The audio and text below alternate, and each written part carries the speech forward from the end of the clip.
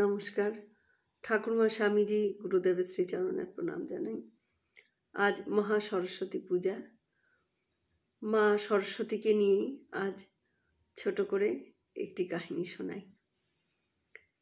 ঠাকুর বলেছেন,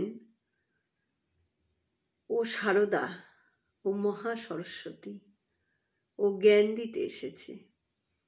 রূপ থাকলে পাছে অশুদ্ধ মনে দেখে লোকের অকল্যাণ হয়, তাই এবার রূপ ঢেকে এসেছে ও। একদিন রাত্রে সুরেন্দ্রনাথ সেন স্বপ্নে দেখলেন শ্বেত বস্ত্রাবৃতা,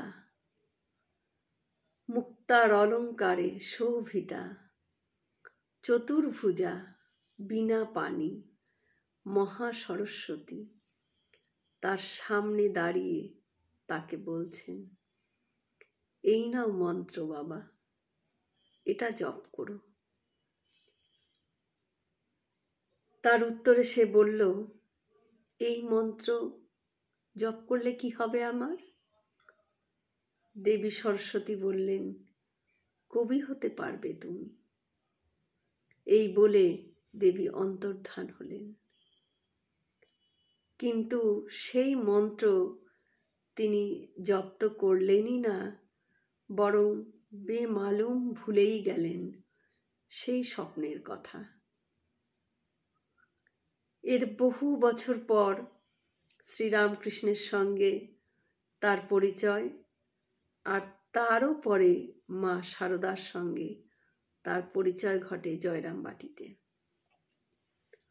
ঠাকুরের দেহলীলা অন্ত হবার পর তিনি মা সারদার কাছে দীক্ষা চাইলেন একদিন। মা সম্মত হলেন। তারপর দীক্ষার সময় মা যেই সুরেন্দ্রর কানে কানে মন্ত্র দিচ্ছেন, সুরেন্দ্র চমকে উঠলেন। আরে, এ তো সেই স্বপ্নে পাওয়া মন্ত্র। তিনি চমকে আবারও মায়ের মুখের দিকে তাকালেন। মা মুচকি হেসে বলছেন, কি গো বাবা, মিলছে তো?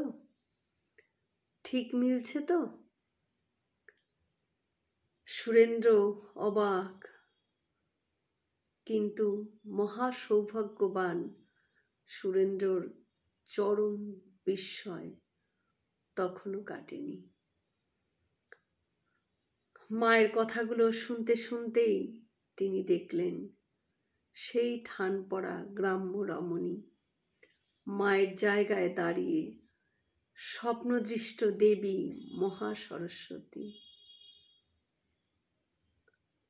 চতুর্বাহু, বিনা পানি, শালঙ্কারা মা শারদেশ্বরী।